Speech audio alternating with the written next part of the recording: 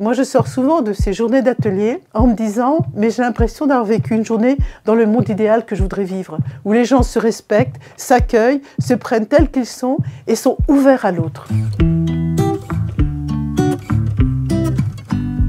Je suis Isabelle Autonne, j'ai été médecin pendant près de 40 ans. Et puis l'évolution de la vie a fait qu'il y a 10 ans, j'ai découvert la sculpture miroir. Et depuis janvier dernier, j'organise donc des stages chez moi, de façon à permettre aux gens de découvrir cette technique merveilleuse d'accouchement de soi-même au travers de la pierre. J'invite les personnes qui sont là à aller dans ce que j'appelle ma nurserie, c'est-à-dire qu'elle va chercher son bébé.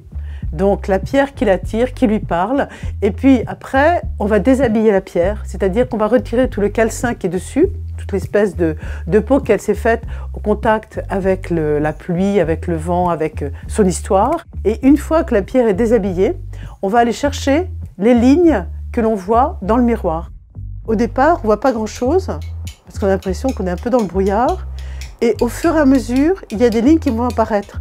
Alors ça paraît extraordinaire parce que la pierre, elle ne change pas. Mais c'est notre regard qui change et qui fait que nous allons voir des choses dans la pierre que nous ne voyions pas avant. Donc déjà, se laisser beaucoup plus influencer par notre mental en projetant sur la pierre un projet. Et puis là, la pierre, elle sait très bien nous piéger, c'est-à-dire qu'en projetant ce projet, hop, comme par hasard, il y a un morceau de pierre qui va partir et qui va casser notre projection. Et donc il va falloir repartir avec le message de la pierre et pas notre désir à nous. Et c'est exactement comme dans la vie, c'est-à-dire qu'en fait on se dit « oui, alors je veux faire ça, donc ça va faire comme ça, et puis il y a quelque chose qui vient dans notre vie se mettre en travers et faire qu'on va être obligé de reconsidérer le chemin pour arriver à notre objectif. Il y a quelque chose de particulier qui se fait pendant les ateliers. On va avoir une boîte à petits mots et ça va être le nom de la pierre ou le message de la pierre. Et puis on va choisir le petit mot du jour. Donc là, moi, je vais choisir un petit mot d'aujourd'hui. On va voir ce qui va sortir.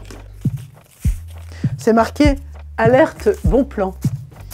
Je trouve que c'est amusant par rapport à ce qu'on fait aujourd'hui.